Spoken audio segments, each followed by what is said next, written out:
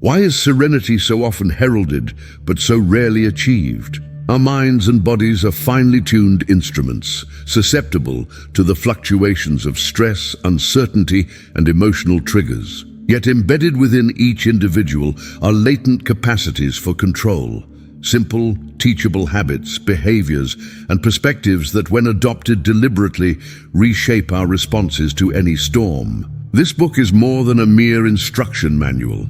It is a holistic guide designed to elevate your understanding of calmness, foster self-awareness, and ultimately grant you mastery over moments of high pressure. Mastering the art of emotional detachment is not about suppression, but about healthy disengagement, freeing you from cycles of worry and reaction. You will discover how reframing pressure as opportunity transforms adversity into growth, enhancing resilience. The concluding chapters guide you through the practical application of mindfulness, tools that help you find calm in even the most chaotic moments. Serene strength does not promise immunity from life's difficulties. Rather, it offers a toolkit to cultivate mental fortitude and serenity from within. Whether you are a leader facing high-stakes decisions, a student navigating academic pressures, or anyone striving for personal equanimity, the skills within these pages are universally empowering. In turning these leaves, you do more than learn to stay calm. You learn to thrive, armed with knowledge, techniques, and a new appreciation for the tranquil power within. Before we dive in, make sure to subscribe and hit that like button to support the channel. And don't forget to turn on the notification bell so you never miss an audiobook that could change your life. Now let's begin. Enjoy. Chapter 1. The Power of Calm. Why Composure Matters. Throughout history, individuals renowned for their wisdom and leadership have often cited composure as their greatest strength.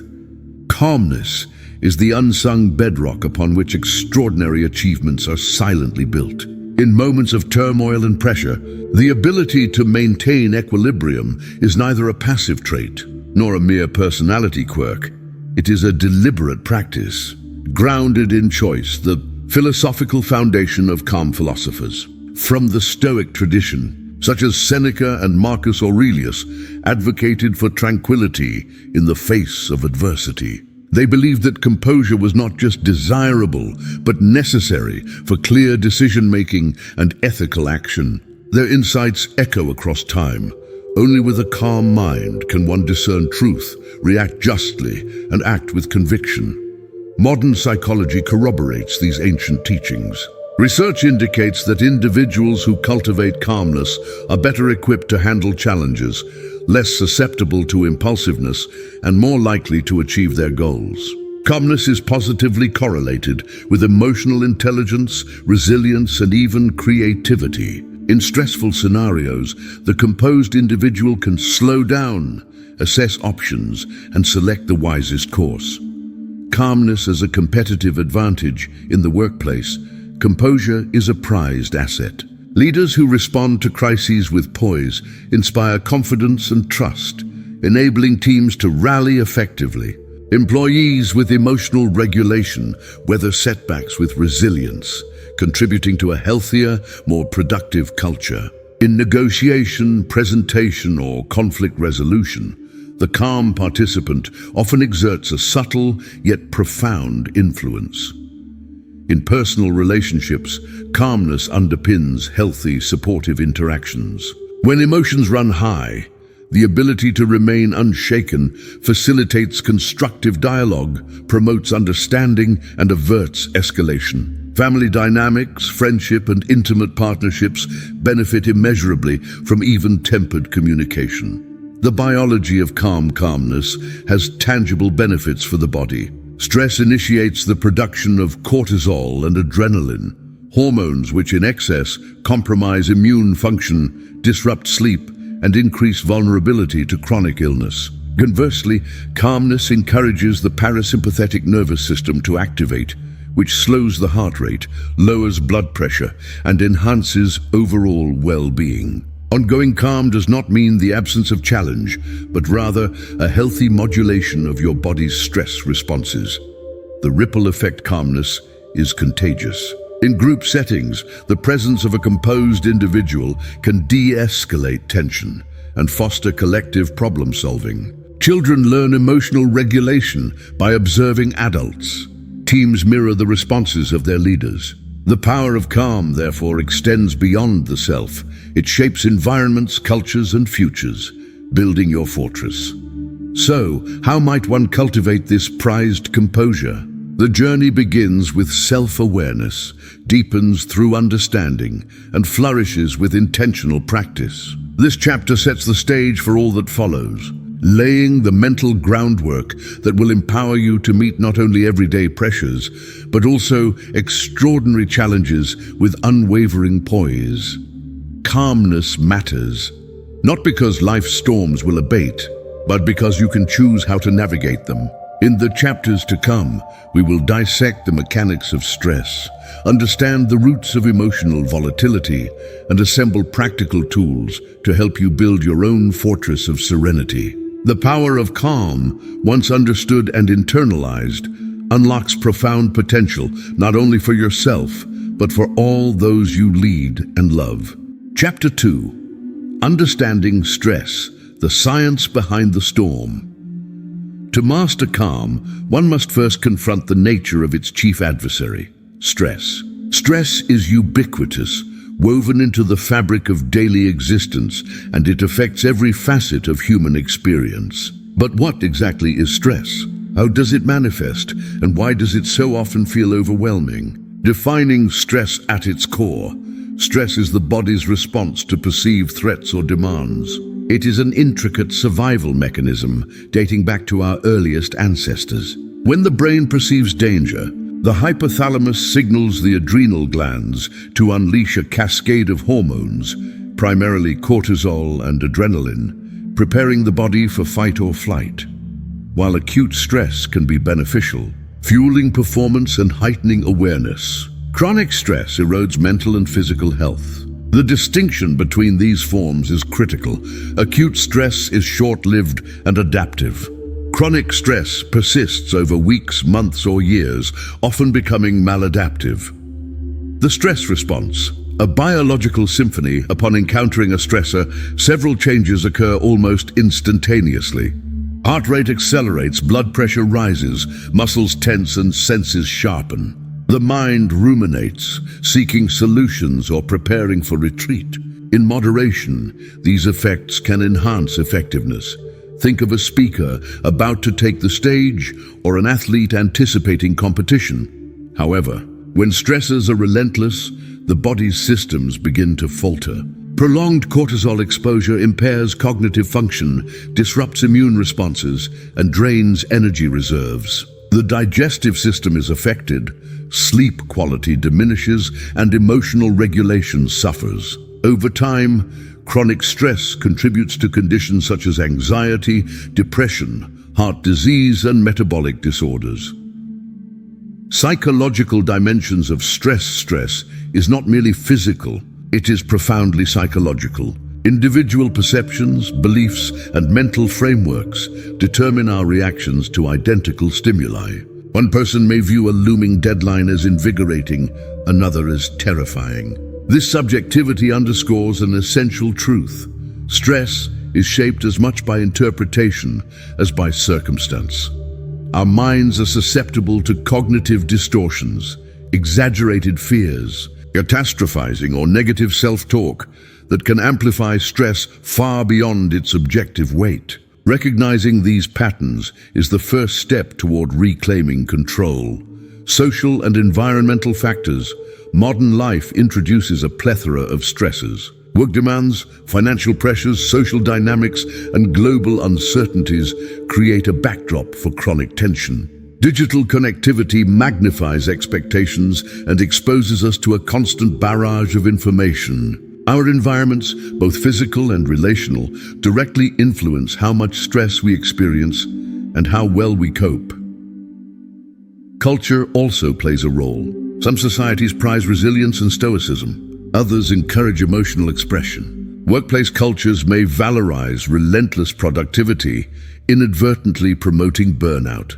Recognizing your stresses, to master calm, you must learn the contours of your own stress landscape. This requires honest reflection. What situations consistently challenge your sense of peace? What triggers are recurrent and what are their origins? Work, family, self-imposed expectations, or the unforeseen? Journaling can be a powerful tool for tracking patterns and gaining insight into your personal stresses. The path forward understanding stress is liberating.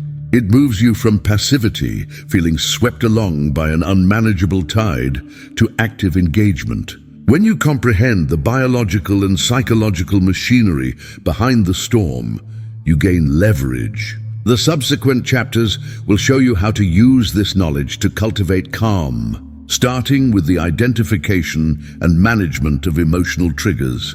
By engaging with the science behind stress, you begin to see every challenge not as a threat, but as an invitation to grow in resilience and serenity. The storm, once understood, becomes navigable, and in time, even a source of inner strength.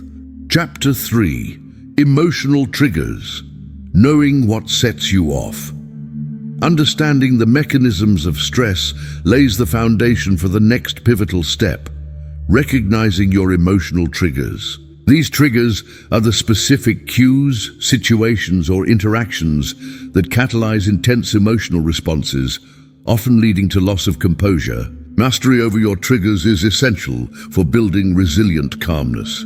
What are emotional triggers? Emotional triggers are stimuli, external or internal, that evoke strong, often disproportionate reactions. These can be words, behaviors, environments, memories, or even physical sensations. The reason for their potency lies in their connection to past experiences, unresolved conflicts, or deeply held beliefs. Triggers bypass rational processing, striking at the core of our emotional architecture.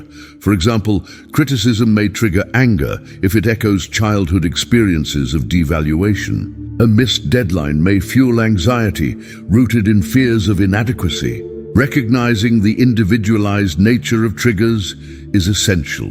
What unsettles one may leave another unmoved.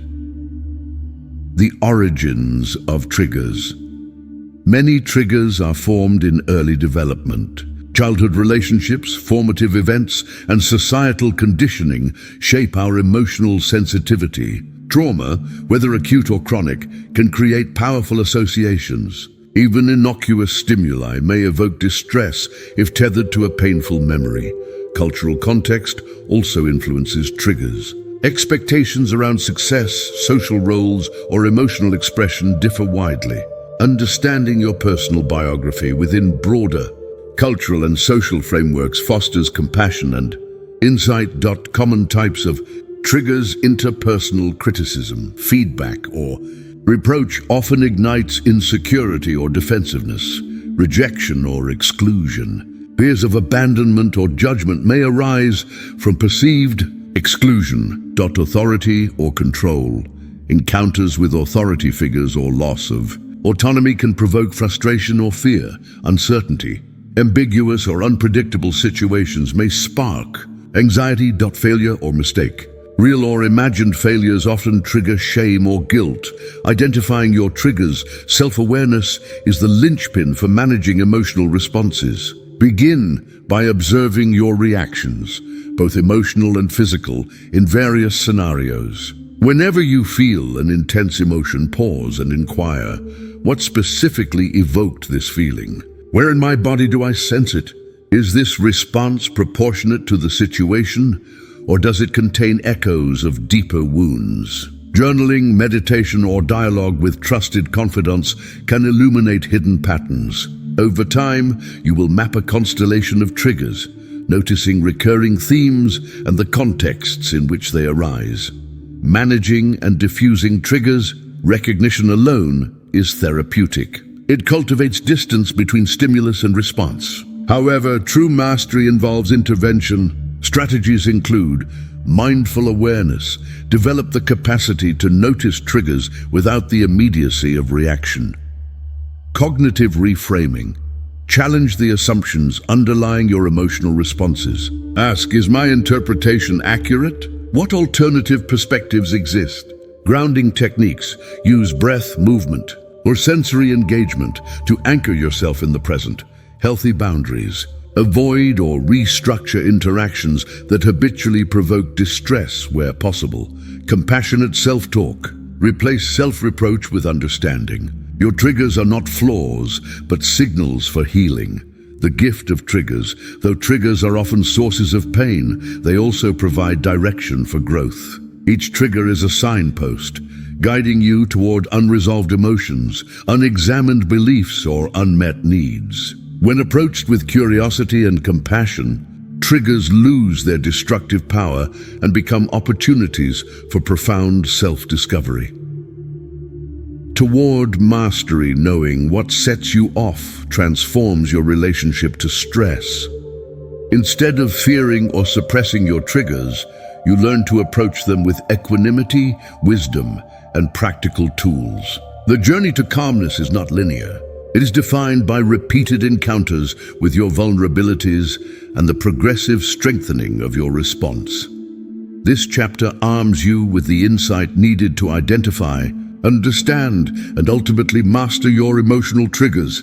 In the chapters ahead, we will deepen this journey by exploring the intricate interplay between thought, emotion, and the body, providing the means to further cement your serenity in the face of any challenge. Chapter 4. The Mind-Body Connection. How Thoughts Shape Reactions. The relationship between mind and body is intricate, dynamic, and central to the cultivation of calmness. While emotions can seem spontaneous and uncontrollable, growing evidence suggests that our thoughts play a decisive role in shaping physical reactions. Understanding and harnessing the mind-body connection is fundamental to mastering composure.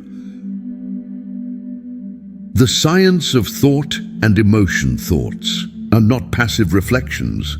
They are potent forces that influence every physiological system. Cognitive neuroscience has mapped how ideas, beliefs, and expectations trigger measurable changes in neural activity, hormone release, and muscular tension.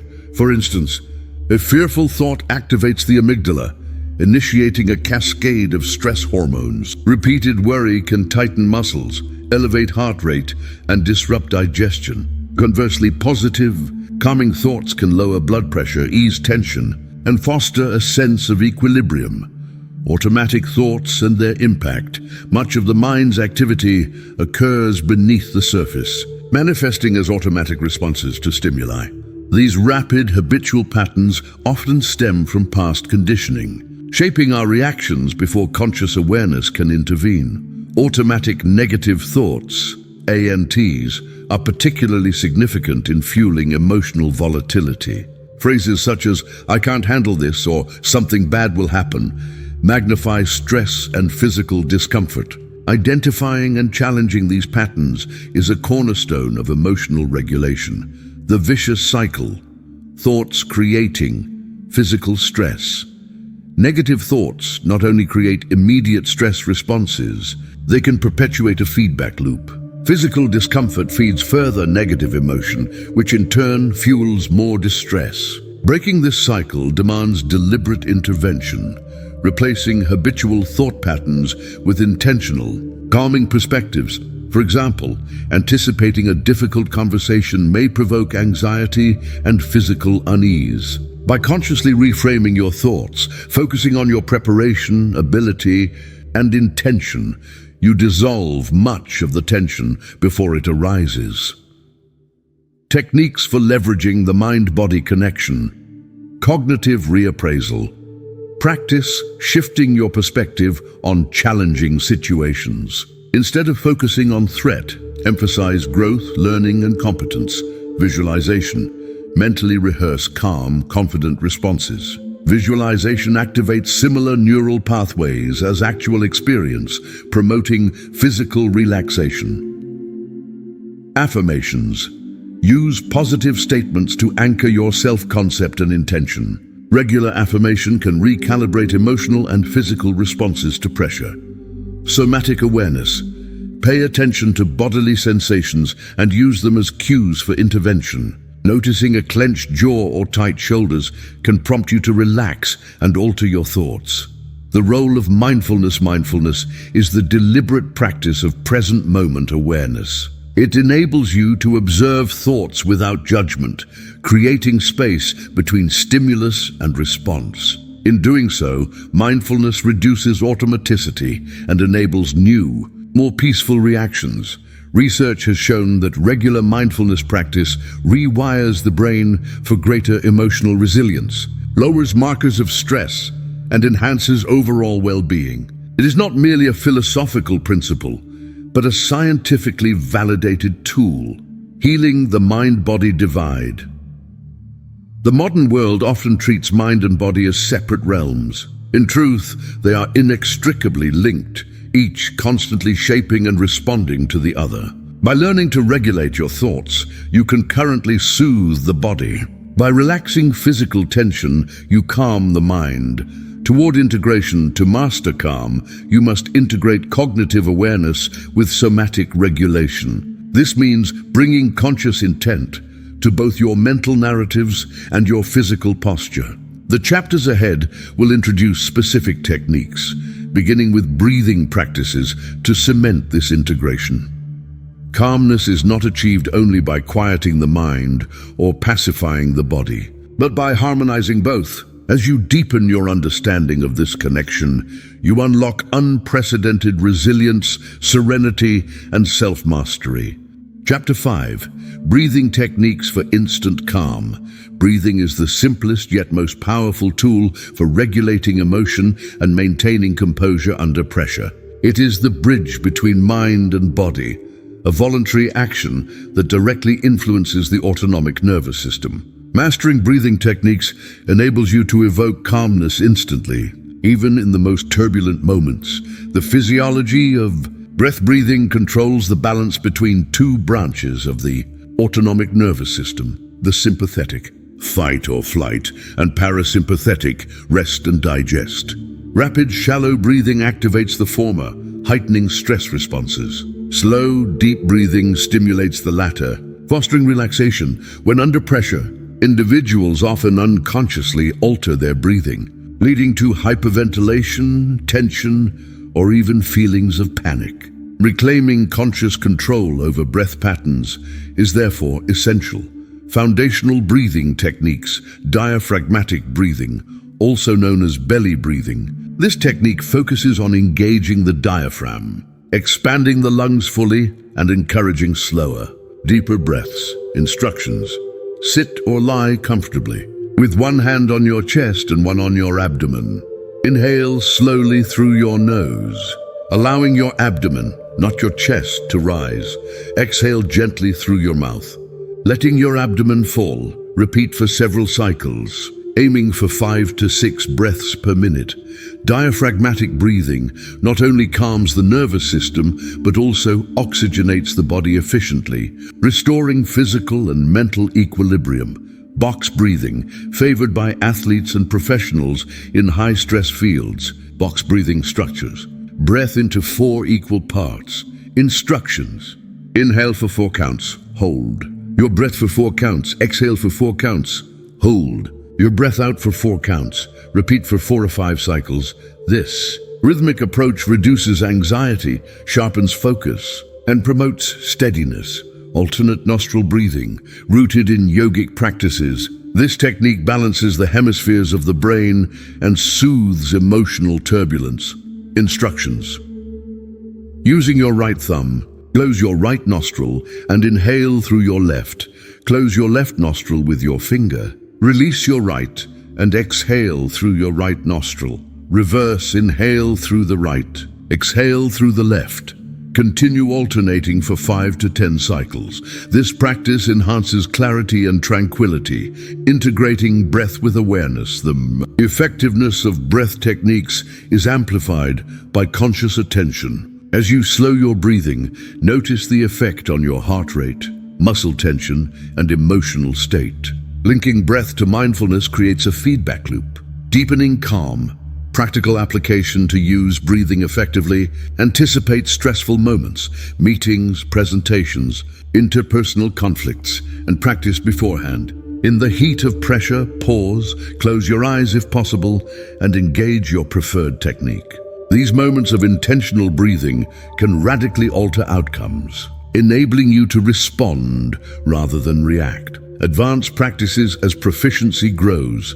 Integrate longer sessions of breathwork into your daily routine. Meditative practices such as pranayama, breath-focused yoga, or guided relaxation can fortify your composure and overall well-being. The power of consistency breathing techniques yield maximum benefit when practiced consistently. Over time, they recalibrate default responses, making calmness your baseline state. Teach these methods to others you lead or care for. The ripple effect is immense, beyond technique. A philosophy of breath is not only a tool but a symbol, a reminder of your power to shape experience moment by moment. Each inhalation is an invitation to presence. Each exhalation, a surrender of tension. Cultivating mastery over breath is cultivating mastery over self. With each deliberate breath, you anchor the serenity and strength at the heart of this book's philosophy. Chapter 6. The Art of Emotional Detachment. Emotional detachment, often misunderstood as indifference or lack of empathy, is fundamentally about cultivating a healthy distance from emotional turmoil. In the context of navigating pressure, it is the practice of observing one's emotions without being consumed or driven by them. This nuanced separation allows individuals to respond more mindfully, avoiding impulsive reactions that might exacerbate stress. At the core of emotional detachment lies self-awareness. To create distance from one's emotions, one must first recognize them, name them, and understand their origin. This process begins with mindful observation, pausing to acknowledge what you are feeling in the moment. Psychologists refer to this as affect labeling, a technique that diminishes emotional intensity by naming the emotion. Anger, frustration, fear, or anxiety. Consider a scenario. You are confronted with unexpected criticism at work. The initial surge of emotion, perhaps defensiveness or humiliation, is natural. Emotional detachment does not advocate suppression, but instead encourages observation. I am feeling defensive because my work is being challenged. By naming the emotion, you step outside of it, becoming an observer rather than a participant. Next, cultivate acceptance. It's tempting when pressure mounts to resist or deny uncomfortable emotions. Acceptance does not mean resignation. Rather, it is acknowledging the existence of the feeling without judgment. I'm allowed to feel upset. This is a normal response. This compassion for oneself disarms the power of the emotion, reducing its grip.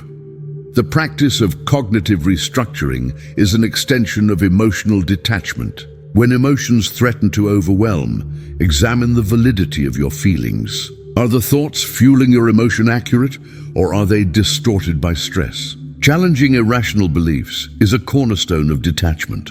For example, when facing criticism, assess whether the rejection actually threatens your competence, or whether it is a single viewpoint among many.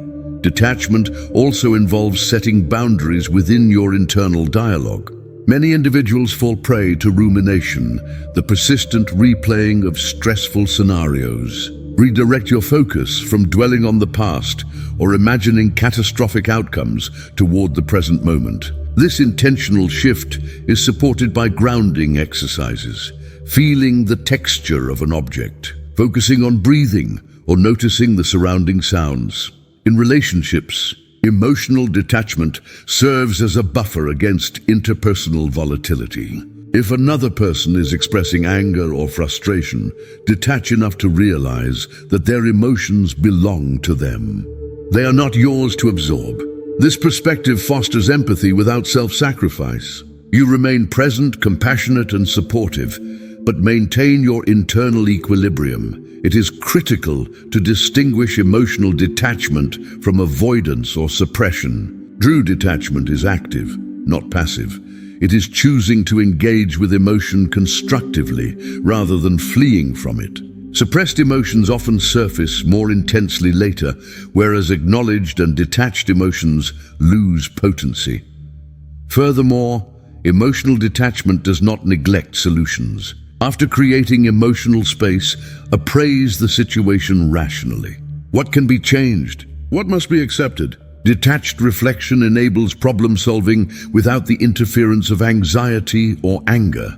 To cultivate emotional detachment, practice daily mindfulness. Allocate time to sit quietly and observe your mental and emotional state. Use journaling to articulate what you feel, why you feel it, and how you can view it from a distance.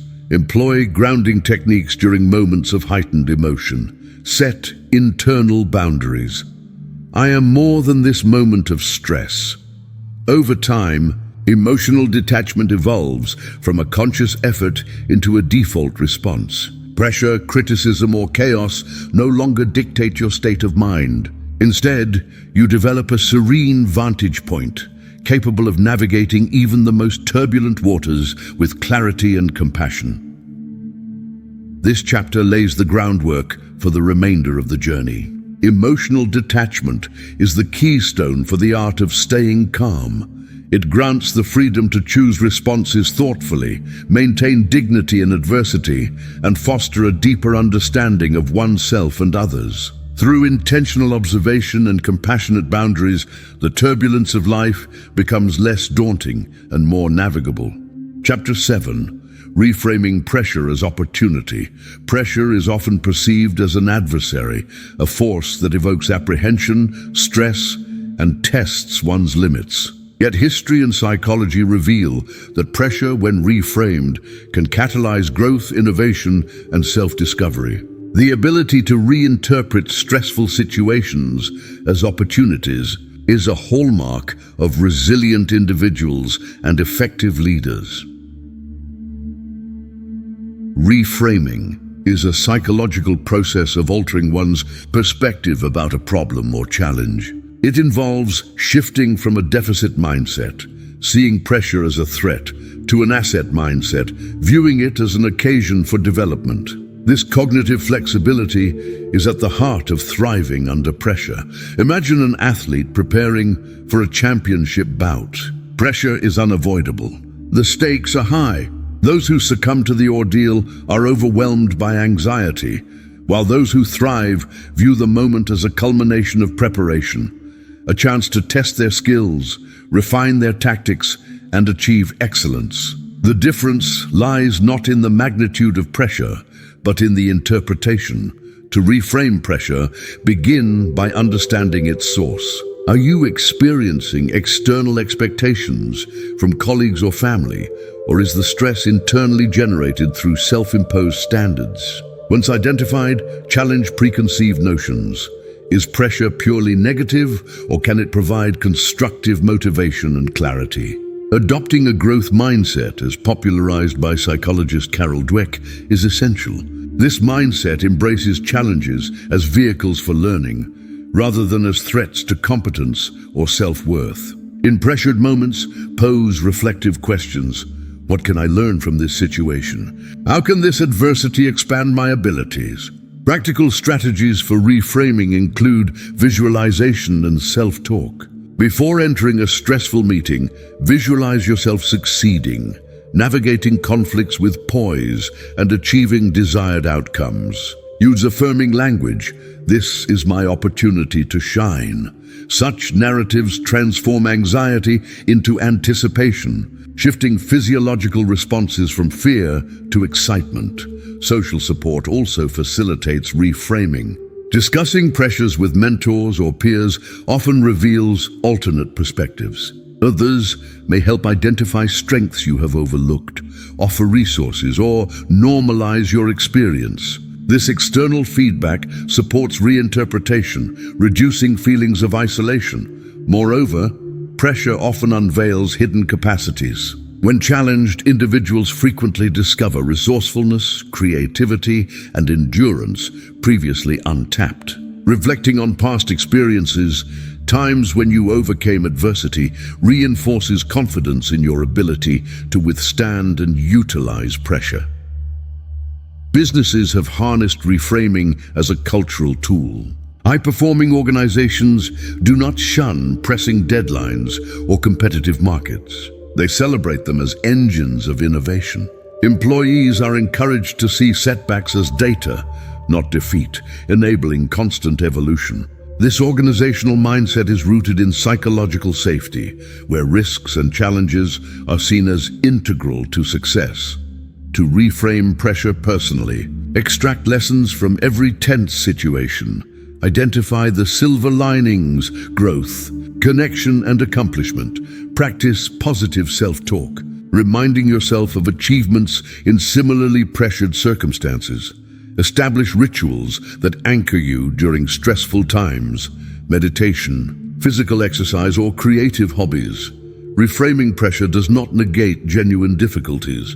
Some situations are intensely challenging, bordering on crisis. Yet even here, reframing is possible. Consider those who have faced life-altering adversity, a serious illness, financial ruin, or personal loss. Countless stories illustrate individuals who, by re-evaluating their circumstances, discover meaning, purpose, and resilience amidst hardship. Research consistently links reframing to psychological well-being. Individuals who interpret stress as stimulating and growth-oriented demonstrate lower rates of anxiety and depression. They perform better under demanding conditions and recover more quickly from setbacks. Pressure, therefore, is not an enemy to be avoided, but a teacher to be harnessed. By adopting the art of reframing, every stressful moment becomes a doorway, leading not only to accomplishment, but to personal transformation. This chapter encourages you to pursue pressure proactively. Welcome to its lessons. Recognize its potential. Through reframing, the art of staying calm under pressure is elevated into a catalyst for lifelong growth. Chapter 8. Mindfulness in Moments of Chaos.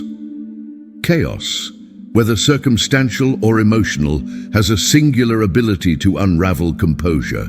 It arrives unexpectedly, overwhelming senses and scattering focus. The antidote to chaos is not control, but mindfulness, the serene awareness of one's existence within the tempest. Mindfulness, derived from ancient contemplative traditions and now validated by modern neuroscience, is the practice of paying attention on purpose to the present moment without judgment. It fosters clarity, empathy, and equanimity, enabling individuals to navigate chaos with steadiness. In moments of chaos, the immediate tendency is reaction, frantic problem-solving, hurried decisions, or emotional outbursts.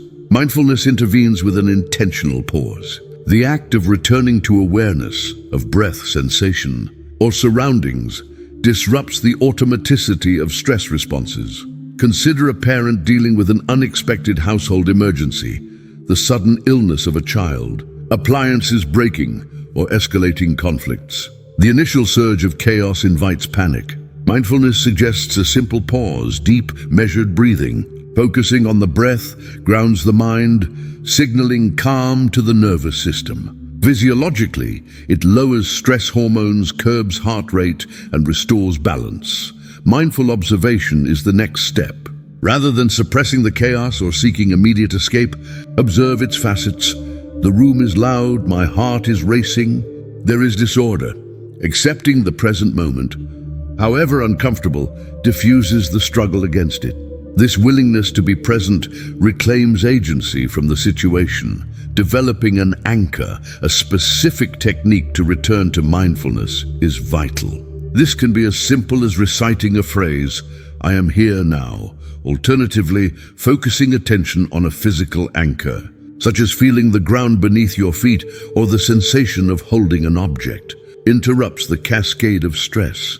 Mindfulness in chaos also involves non-judgmental acceptance of emotions.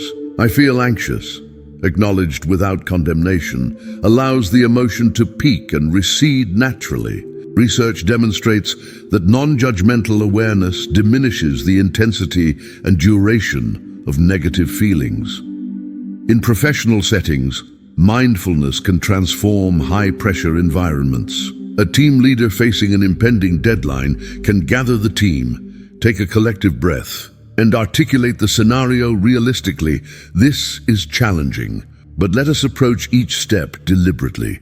The ritual of collective mindfulness empowers group cohesion and steadies morale. Emergent mindfulness techniques include the body scan, progressively focusing attention on each part of the body, noting sensations and releasing tension. Another is mindful walking, where the act of moving becomes an invitation to cultivate awareness. Integrating mindfulness into daily life is cumulative. Through regular practice, meditation, mindful eating, or simply pausing during transitions, individuals build resilience against chaos. The mind becomes accustomed to returning again and again to calm observation, regardless of external tumult. Even in the face of catastrophe, mindfulness offers sanctuary. Survivors of calamities, researchers find, frequently use mindful practices to manage the enormity of their experience. By focusing on small, controllable actions, breathing, observing, connecting with others, they reclaim a semblance of order. To nurture mindfulness in chaos, practice daily meditation, starting with a few minutes and expanding as comfortable. Utilize breathwork during moments of acute stress. Anchor attention with grounding techniques or repeated phrases. Foster non-judgmental acceptance of emotional states. The cultivation of mindfulness does not insulate you from chaos, but it provides the tools to navigate it with clarity, dignity, and poise. Each chaotic moment becomes an opportunity to recommit to present awareness, transforming overwhelm into steadiness. This chapter asserts that composure is not achieved by banishing chaos, but by welcoming the present moment in all its unpredictability. Mindfulness is the bridge between inner tranquility and outer tumult, a practice that, when mastered, allows you to stay calm, even when the world is not. Chapter 9. The Role of Perspective. Seeing beyond the moment. Perspective is the lens through which the world is interpreted. The ability to expand one's view beyond immediate discomfort or crisis is foundational to lasting composure. In moments of stress, perspective reframes not only the event itself, but its meaning in the larger narrative of one's life.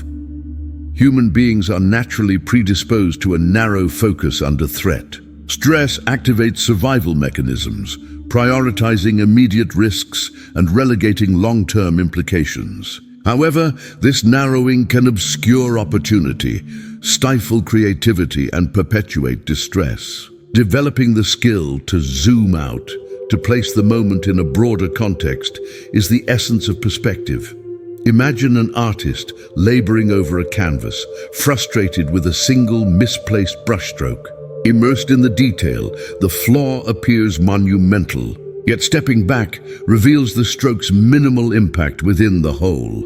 In life, similarly, perspective enables us to contextualize setbacks amidst larger patterns of achievement, learning, and growth. Perspective begins with cognitive distancing. When pressure mounts, intentionally ask, how significant is this viewed from tomorrow, next week, or even a year from now? Such temporal distancing reduces intensity, allowing constructive evaluation. Another dimension is empathy, seeing through the eyes of others. In stressful interpersonal exchanges, considering another's motivations and vulnerabilities softens judgment and fosters compassion. This emotional perspective interrupts cycles of blame and defensiveness. Perspective also involves narrative integration. Each individual is the author of their ongoing story. Moments of adversity, when integrated as chapters in this narrative, lose their capacity to define identity. Rather, they become episodes of resilience, curiosity, and transformation. Philosophically, perspective is at the heart of the ancient wisdom traditions. Stoics, for example, advised regular contemplation of the view from above. By imagining oneself as part of the grand mosaic of humanity, one among billions, in a rapidly shifting world, personal crises shrink in scale. The Stoic practice of imagining worst-case scenarios, then accepting their manageability, equips individuals with detachment and poise. In organizations, perspective is cultivated through vision setting. Leaders encourage teams to see setbacks as part of a long-term strategy, not failures, but feedback on the path to excellence. This collective lens infuses morale and persistence, dampening the effects of short-term turbulence. Cultivating perspective requires regular reflection. Journaling is an effective tool, inviting individuals to record not only events, but their interpretations, feelings, and alternative viewpoints. Over time, patterns emerge. What was once overwhelming retrospectively appears trivial or even beneficial. Nature offers perspective as well. Immersing oneself in natural environments, mountains, forests, oceans, reminds us of our place in the vastness. The awe inspired by nature diminishes egocentric concerns and fosters humility.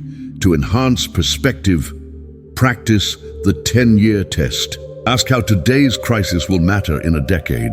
Seek counsel from mentors and peers who offer alternate viewpoints. Integrate setbacks as chapters in your lifelong narrative. Develop regular habits, reflection, journaling, meditation that support broad thinking. Perspective is not the avoidance of hardship, but a tool for meaning-making. It allows you to see beyond pain, loss, or pressure into possibility. The role of perspective is to liberate the mind from the tyranny of the immediate, granting access to creativity, hope, and grace. This chapter invites you to expand your vantage point, to step outside the intensity of the moment and view life as a dynamic, evolving journey. True resilience is born not of ignoring challenges, but of contextualizing them, understanding that this too shall pass, and that within every moment lies the seed of future wisdom. Chapter 10. How to respond instead of react. The distinction between responding and reacting marks the line between mastery and impulsivity in the face of pressure. While reacting is automatic, driven by primal emotion and habit, responding is intentional, a choice shaped by reflection, clarity and foresight. In stressful scenarios, the nervous system primes the body for swift reaction, fight, flight, or freeze. These reactions served evolutionary purposes, but often undermine composure in modern challenges. Emotional outbursts, rash decisions, or passive withdrawal perpetuate conflict and impede problem-solving. Responding, by contrast, requires a deliberate pause. The initial moment of stress is greeted not with instantaneous action, but with mindful awareness. I am experiencing pressure. Let me consider how to proceed. This interlude, whether seconds or minutes, interrupts automatic patterns and creates space for thoughtful engagement. The architecture of responding begins with self-regulation. Regulate your physiological response. Breathe deeply, relax your muscles, and consciously slow your heart rate. This calms the limbic system and re-engages the prefrontal cortex, the seat of rational thinking. Next, assess the situation. What are the facts, assumptions, and possible interpretations? Clarifying the objective reality from subjective emotion is foundational. For instance, if criticized, evaluate the validity. Is there truth in the feedback? Is your reaction proportional to the situation or exaggerated by underlying insecurities? Responding also demands empathy, considering the perspectives and needs of others involved. Doing so shifts the focus away from self-protection toward constructive resolution. In conflict, visualize the desired outcome, harmony, understanding, or progress. Let this vision guide your words and actions. A practical tool is the response delay. When pressure mounts, articulate to yourself or others, "Let me take a moment to think." This prevents impulsivity and signals respect for yourself and for the situation. Responses should be tailored to the context. In negotiation, adopt assertive yet respectful dialogue. In personal relationships, communicate feelings honestly without accusation. Effective responses unify clarity, compassion, and resolve. Training oneself to respond rather than react is a gradual process. Begin with low-stakes scenarios, a minor irritation, a routine challenge, and practice pausing, breathing, and choosing your action. Over time, this habit extends to high-pressure situations, infusing all interactions with composure. Responding also involves post-event reflection. After a stressful episode, evaluate your response. Was it intentional? Did it achieve the desired results? What patterns, if any, predispose you to react automatically? This ongoing review supports continuous improvement. Technology can assist in cultivating responses. Mindfulness apps, guided meditations, and cognitive behavioral therapy tools provide frameworks for interrupting reactivity and fostering intentionality. In leadership, the capacity to respond is the foundation of credibility. Leaders who react impulsively erode trust, stability, and morale. Those who respond thoughtfully nurture loyalty and confidence. To foster the art of responding, practice mindful breathing during pressure. Use response delays to create space for reflection. Train empathy, envisioning the best outcome for all parties. Engage in post-event reflection to identify patterns and growth areas. Responding is the art of reclaiming choice from circumstance. It is an assertion of agency, dignity, and wisdom. The composure achieved through responding permeates every domain, personal, professional, and communal. This chapter urges you to cultivate the habit of responding, to pause, observe, and choose. By doing so, you transform pressure from a trigger for impulsivity into an opportunity for thoughtful, effective action. Chapter 11. Staying calm in conflict and confrontation. Conflict and confrontation are inevitable threads in the tapestry of human experience. Whether in a heated argument with a colleague, a disagreement with a loved one, or a challenging negotiation, the ability to remain calm amid turmoil is both rare and indispensable. Calmness in conflict is neither passive nor avoidant.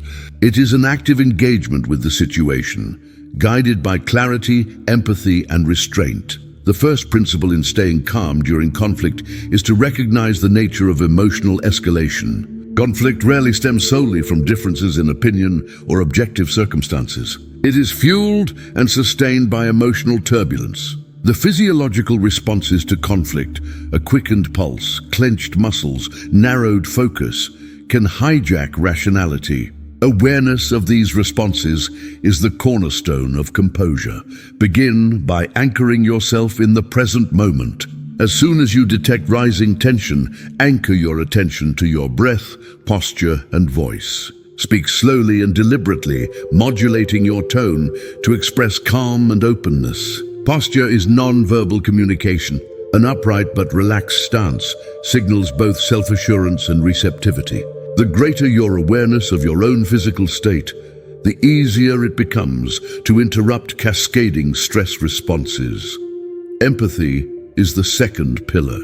In the throes of conflict, it is easy to perceive others as adversaries rather than partners in resolution. Instead, make a deliberate effort to see the situation from the other party's perspective. What fears or unmet needs might be fueling their argument? Practice empathy-driven statements. I understand that this is important to you, or it sounds like you're feeling frustrated. Empathy diffuses hostility and invites collaboration. The practice of emotional labeling is also critical.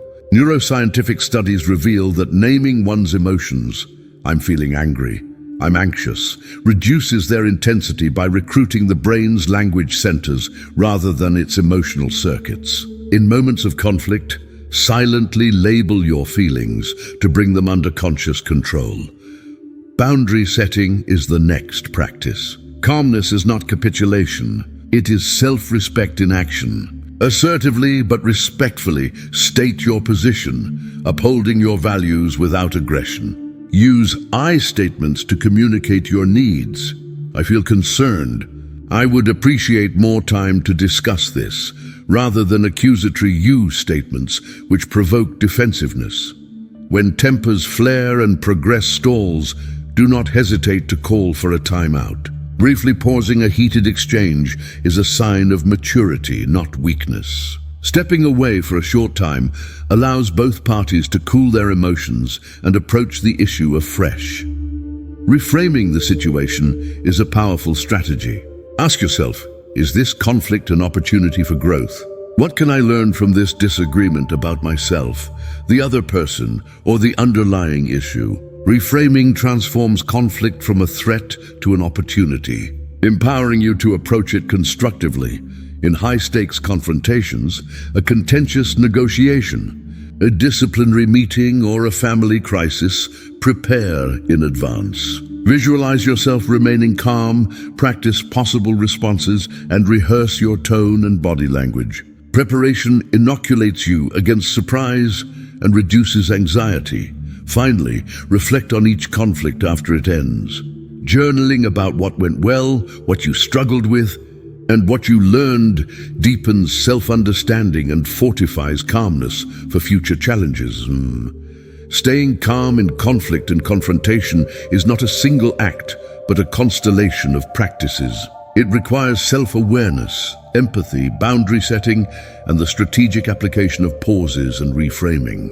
By cultivating these skills, you become not a passive bystander in conflict, but an active agent for resolution and growth. Your calmness sets the tone for others and transforms discord into dialogue. Chapter 12, The Stoic Way, Learning from Ancient Composure. The pursuit of calmness is not new. Millennia ago, philosophers of the Stoic school developed an enduring blueprint for equanimity amid adversity. Their wisdom, the Stoic way, remains surprisingly modern, offering profound lessons for mastering composure under pressure. Stoicism teaches that external circumstances do not determine peace of mind. Rather, our judgments about those circumstances shape our experience. As Epictetus declared, it's not what happens to you, but how you react to it that matters.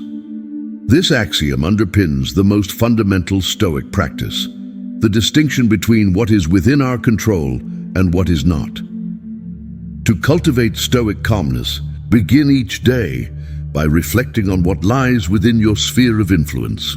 Your thoughts, actions, and responses are yours to govern. The weather, the opinions of others, and the outcomes of events are not. By focusing attention on what you can control, you unburden yourself from the anxiety of the uncontrollable. Stoics practiced premeditatio malorum, a premeditation of evils. They would imagine possible adversities before they occurred: loss, insult, illness, failure. By visualizing the worst, they inoculated themselves against shock, reducing the impact of unexpected misfortune. In modern terms, this practice is akin to psychological preparedness. Conduct a mental rehearsal of possible setbacks and plan your responses calmly and rationally.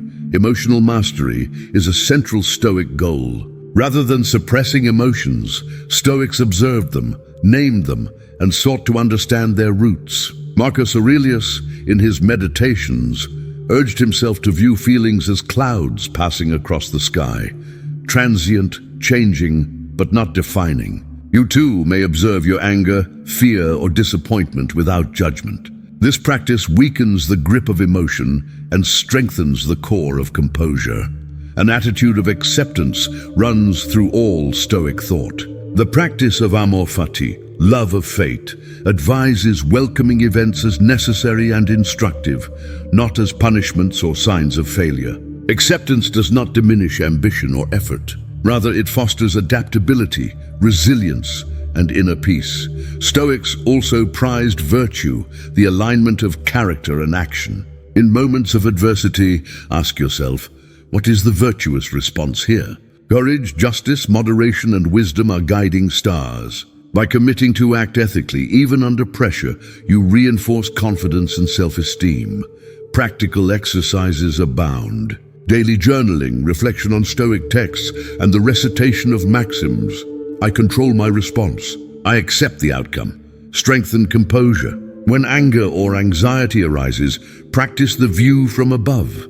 imagining yourself from a distance, seeing the situation in its broad context. This technique shrinks the perceived magnitude of problems, nurturing detachment.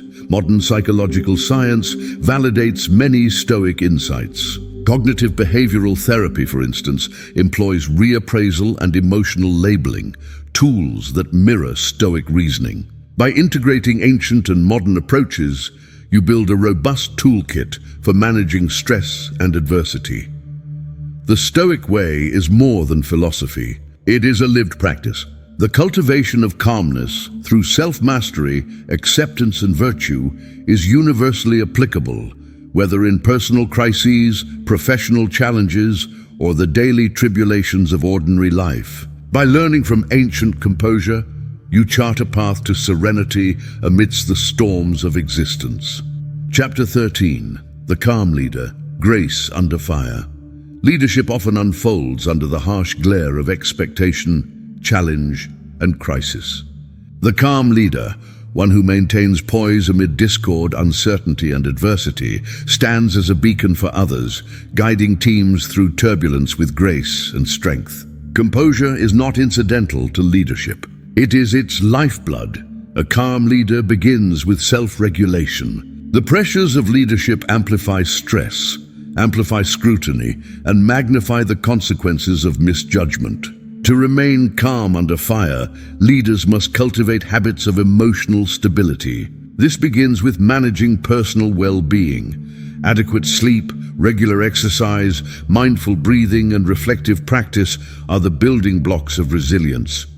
The next pillar is self-awareness. Leaders attuned to their own emotional triggers, strengths, and limitations are best equipped to regulate their responses and decisions. Regular introspection, whether through journaling, coaching, or honest feedback, sharpens this awareness. When faced with unexpected obstacles, self-aware leaders pause, reflect, and choose to respond with intentionality rather than impulsiveness.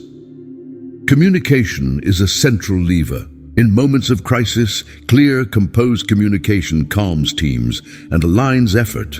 The calm leader chooses words intentionally, brief, reassuring, forward-looking. Tone and body language matter as much as content. Avoiding panic or blame, the leader offers context, perspective, and direction. Grace under fire entails a willingness to absorb pressure without passing it on. In stressful moments, organizational setbacks, public criticism, or team discord, the calm leader acts as a buffer, processing negativity but choosing not to propagate it. This containment is not suppression, but redirection towards solutions. Decision-making in crisis demands both caution and courage. Calm leaders weigh information, consult advice, but do not rush or vacillate. They communicate the rationale behind decisions, reducing uncertainty and reinforcing trust. When mistakes occur, they acknowledge them openly, model accountability, and refocus on improvement rather than shame. Empathy and compassion illuminate the path of calm leadership. During upheaval, leaders check in with their teams, listening to concerns, acknowledging fears, and validating emotions. Acts of kindness, small gestures, encouraging words, strengthen morale and foster loyalty. The calm leader remains visible through the storm. In times of crisis, physical presence, walking the floor, joining meetings, making calls, signals commitment and steadiness. Visibility reassures teams that leadership is engaged and attentive. Preparation is essential. Calm leaders anticipate challenges, rehearse response scenarios, and cultivate adaptive mindsets. They build networks of support within and outside their organizations, drawing on mentors, peers, and confidants.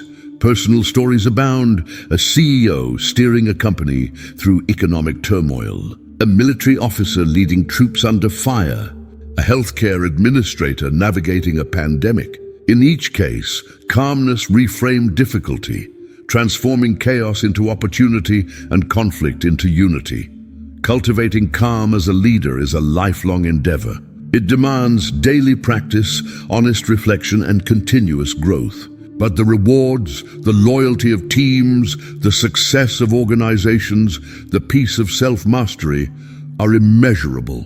In Grace Under Fire, leaders unlock not only their potential, but that of everyone they inspire. Chapter 14. Overcoming Anxiety Through Self-Awareness.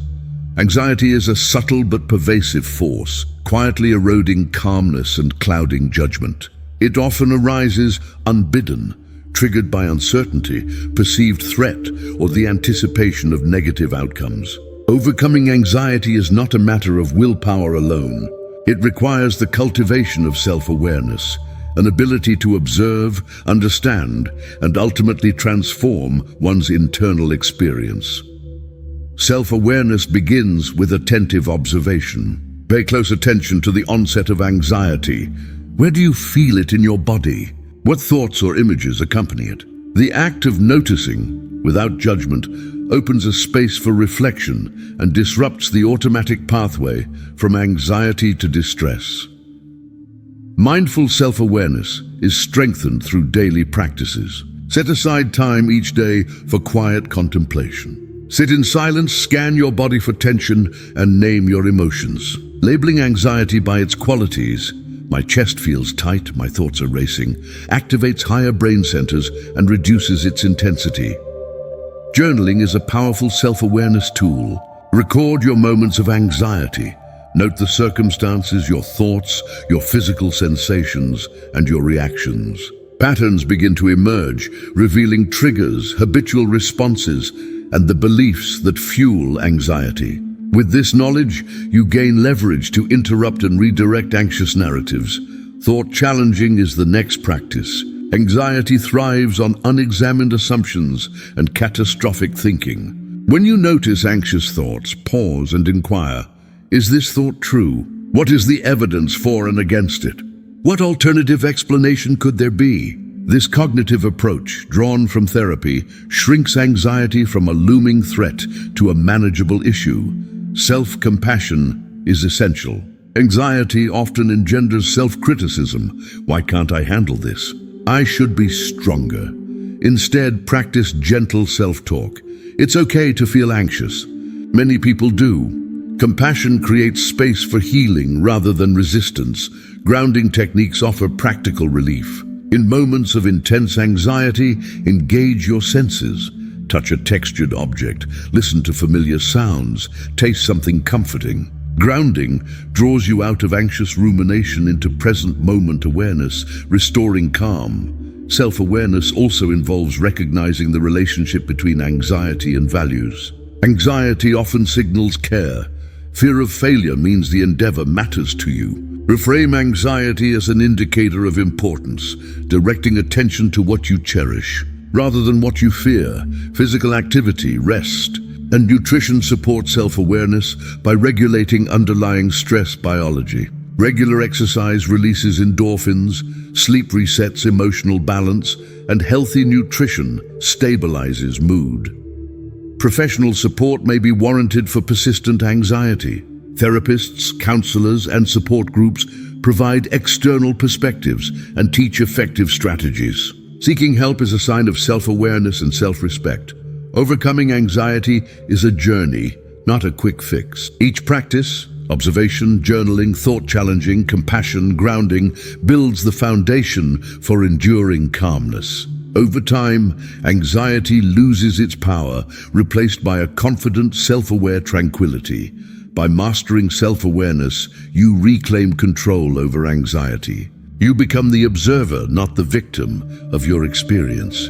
In this transformation lies the heart of composure, a serene strength unshaken by internal storms. Chapter 15. Building Mental Resilience. Mental resilience is the ability to withstand adversity, recover from setbacks, and adapt positively to challenges. In the pursuit of calmness, resilience acts as the bedrock, a set of skills and mindsets that allow you to remain steady, hopeful, and resolute amidst turmoil. Resilience is not a fixed trait, but a dynamic process. It begins with cultivating optimism. Optimism does not deny difficulty. It asserts that difficulty can be overcome and that setbacks are temporary. Practice looking for silver linings, even small ones, in adverse events. Reflect on past challenges that you have navigated successfully, reinforcing the belief in your capacity to endure. Next, foster cognitive flexibility. Rigid thinking, "I failed, so I am a failure," exacerbates stress. Flexible thinking, "I struggled now, but I can learn," restores hope. When facing adversity, search for alternative explanations, strategies, and perspectives. Cognitive flexibility is strengthened through puzzles, new experiences, and the disciplined practice of reappraisal. Social support is a central pillar. Resilient people maintain strong connections with family, friends, colleagues, and mentors. During stress, reach out, share your experience, and draw comfort from the perspective and encouragement of trusted individuals. Even brief social interactions buffer the effects of adversity, restoring calm. Self-efficacy, the belief in one's own ability, is integral. Set realistic goals, break complex problems into smaller steps, and celebrate progress. Each accomplishment, however minor, builds confidence and resilience. Adaptive coping strategies fortify resilience. Instead of numbing stress with avoidance or self-destructive habits, engage in constructive coping, exercise, creative pursuits, relaxation techniques, and volunteering. Meaningful activity channels energy toward growth rather than rumination. Resilient individuals practice acceptance. When circumstances are beyond control, accept reality, redirect energy, and focus on solutions. Acceptance is not resignation, but recognition of the limits of influence and the wisdom of adaptability. Stress inoculation is another practice. Deliberately expose yourself to manageable stresses, taking on new challenges, learning new skills, embracing discomfort. Gradual exposure strengthens psychological muscles, making larger adversities less overwhelming. Mindfulness rounds out resilience. It teaches the art of being present, accepting moments as they arise, and observing thoughts and emotions without judgment. Daily mindfulness meditation, 10 minutes of focused breathing and observation, enhances emotional stability and resilience. Resilience is sustained by meaning, having a purpose larger than self, whether in service to others, pursuit of personal growth, or dedication to a mission. Meaning transforms suffering into significance. In summary, building mental resilience is a comprehensive endeavor requiring optimism, flexibility, support, efficacy, adaptive coping, acceptance, stress inoculation, and mindfulness. Each practice contributes to a sturdy foundation upon which calmness can rest. Resilience does not prevent difficulty, but it empowers you to move through it, steadfast, composed, and undiminished. Chapter 16. The Practice of Patience. Patience is widely regarded as one of the highest virtues, especially in moments punctuated by tension or adversity.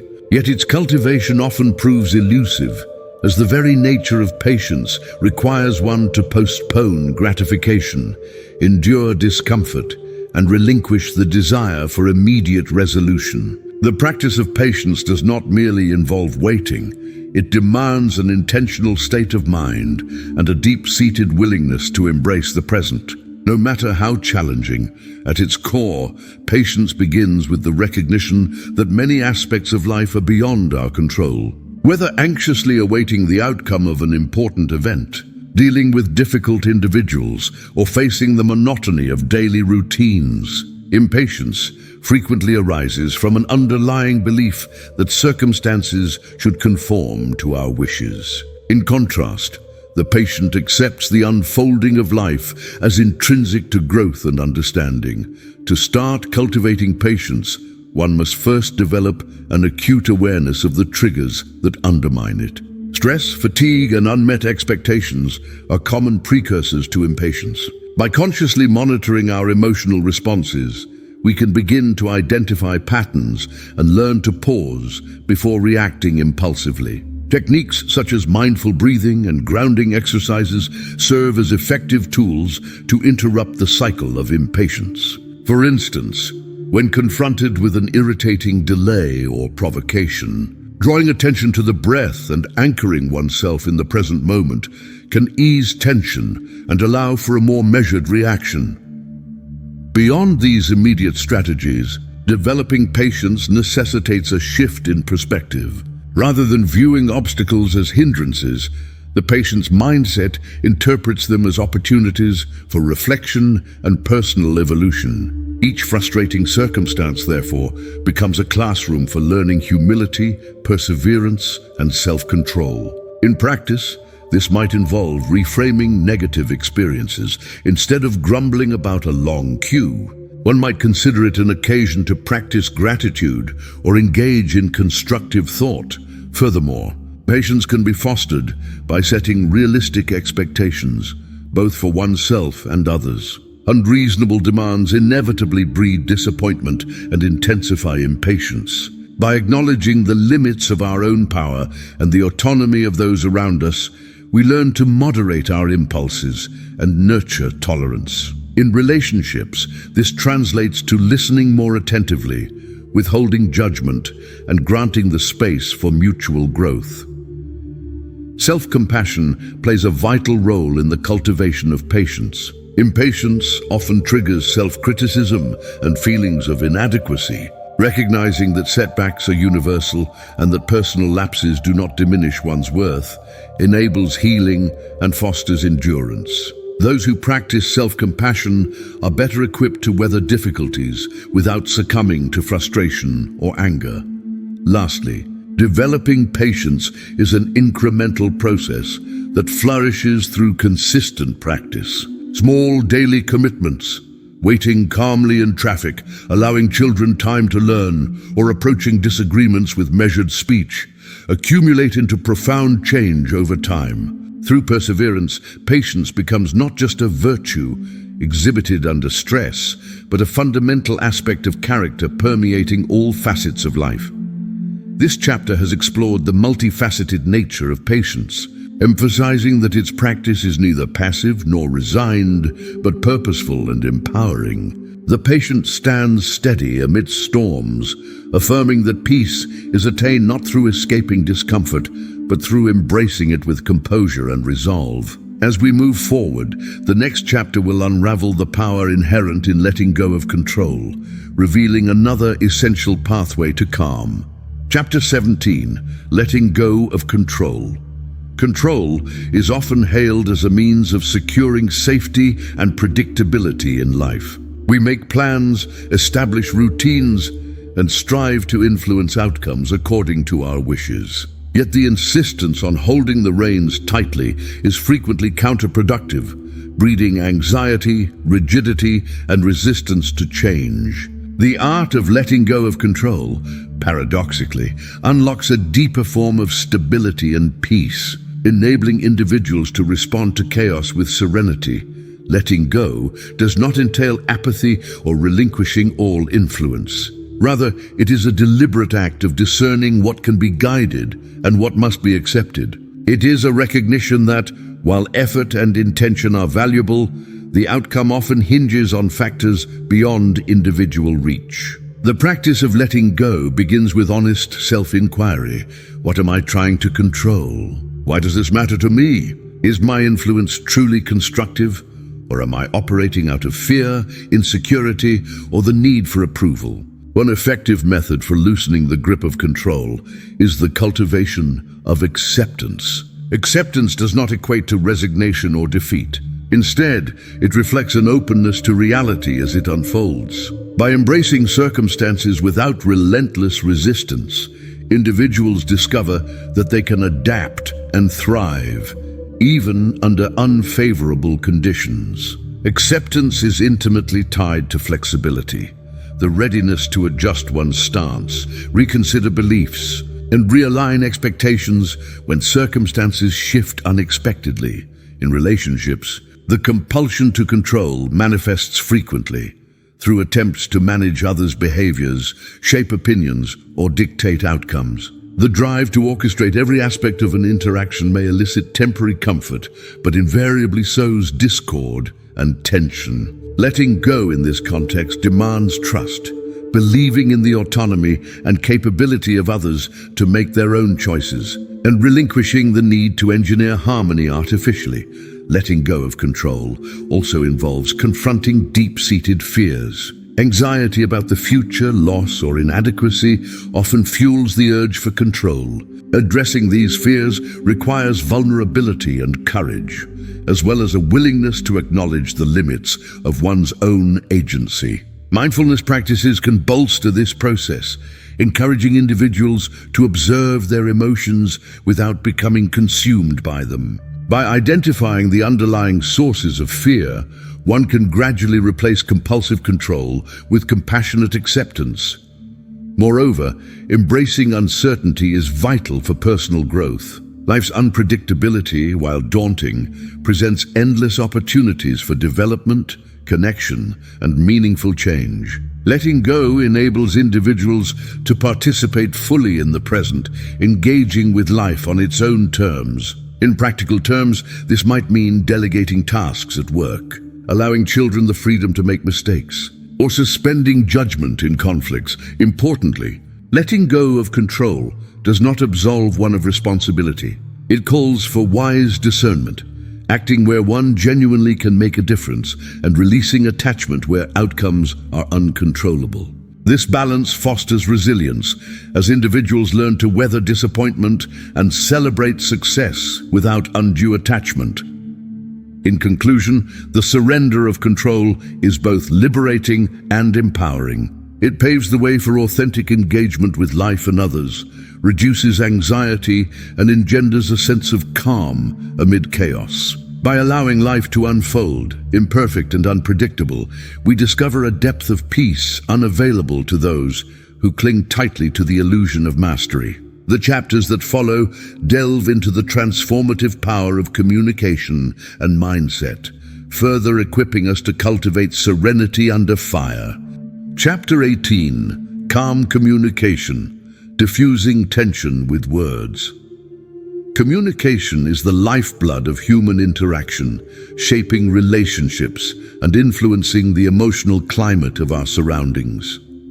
The way we communicate under pressure often determines whether tension escalates or dissipates. Mastering calm communication is both an art and a science, requiring self-awareness, empathy, clarity, and intentionality.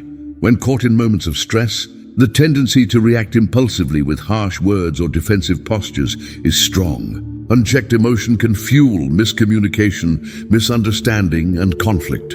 The essence of calm communication is not the suppression of feeling, but its thoughtful expression, a commitment to choosing words that soothe rather than inflame. The foundation of calm communication is active listening. To diffuse tension, one must first understand the other's perspective, which means setting aside personal judgments and focusing attention on the speaker. This practice requires patience. Allow the other person to share their thoughts uninterrupted and affirm their experience.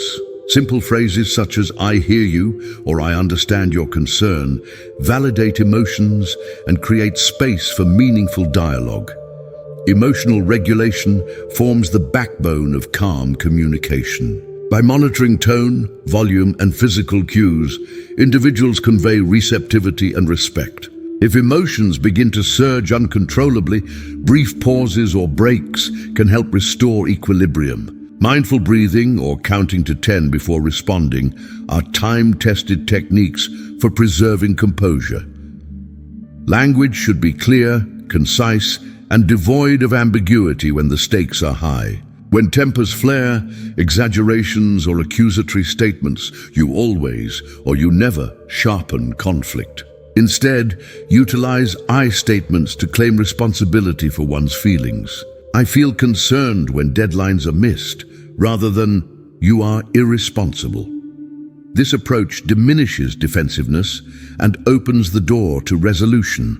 Non-verbal communication is equally influential. Maintain steady eye contact, adopt open body language, and avoid aggressive gestures. People are apt to mirror the emotional tenor of those with whom they engage. A calm demeanor inspires calm in return. Empathy is a catalyst for diffusing tension. Placing oneself in another's position allows compassion to guide discourse, softening the edges of disagreement. Express understanding, even if you disagree with the content. I realize this situation is difficult for you, or your perspective is important. Empathy transforms adversarial exchanges into opportunities for connection and cooperation. Boundaries are integral to effective communication. When discussions grow heated, it may be necessary to pause, regroup, or agree to revisit the issue later.